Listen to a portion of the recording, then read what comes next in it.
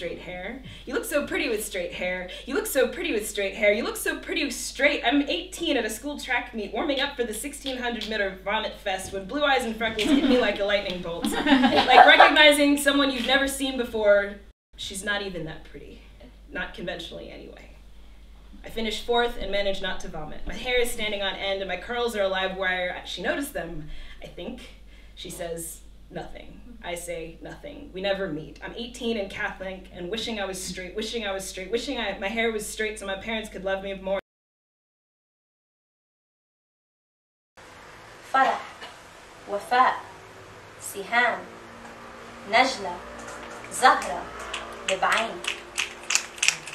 My Libaini women, my tongue is still learning the roll call of your names.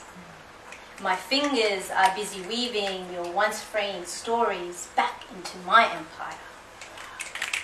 Every time I visit Lebanon in winter, I lay awake at night in my Teta Siham's kitchen. In the darkness I glow and remember where my fire comes from. My Libaini women, I watch your voices blend their blues along the Sindian, fluting flames rising and crackling in Noger, snapping jaws as if they were cackling hyenas. My heart is warmed by your firewood. It is you that I will never surrender.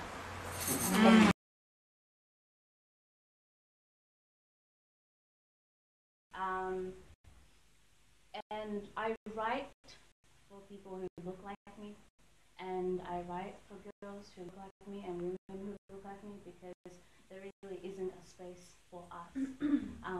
And that's what my poetry is focused on, and there's no shame in that at all. I imagine the harsh winters of America, the cold that lasted inside your bones for months, the 16 hours at a bottle factory for less than a minimum wage, only to send all of that money back home. At the welfare center, the white lady picks at your English like ripe fruits, sighs heavily when you ask her to repeat the question. In the letter to your wife, you write, I have never known a holiness like this. You write, a passport does not set you free.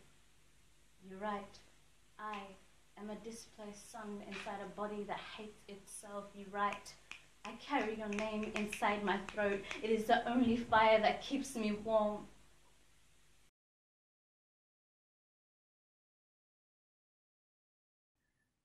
I had been in Byron Bay long enough to see that such meetings of similarity had been hunting me out. The brown of my skin was like a magnet to unspoken tribal alliances that looked respectfully upon my shades, and because of it I was taken in with great haste.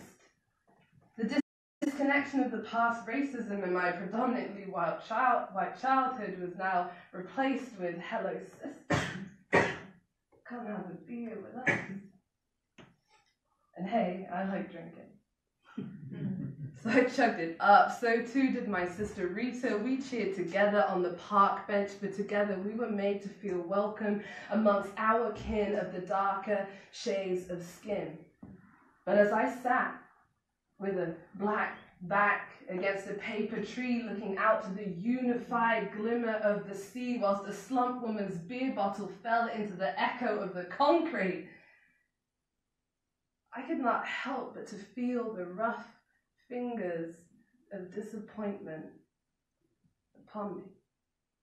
In your 6th year, after trying to fix your fire-damaged insides with bureaucracy, we were there to try you out with 6 more mothers, with 6 different expectations that you never could and you never would meet.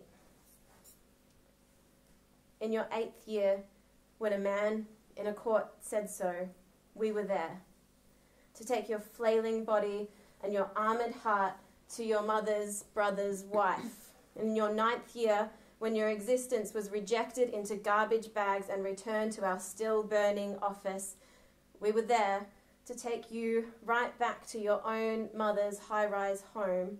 In your 13th year, when the police called to say your frail frame was found intoxicated with fear, flames, and the vile actions of grown men, we were there to take you away to another mother's home.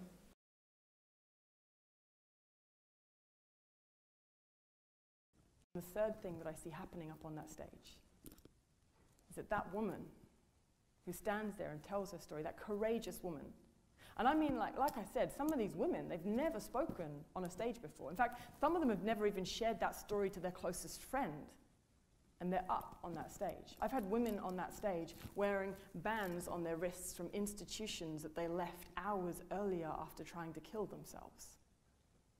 And they are standing on that stage, alive, telling their stories. And when they walk off that stage, they are lighter.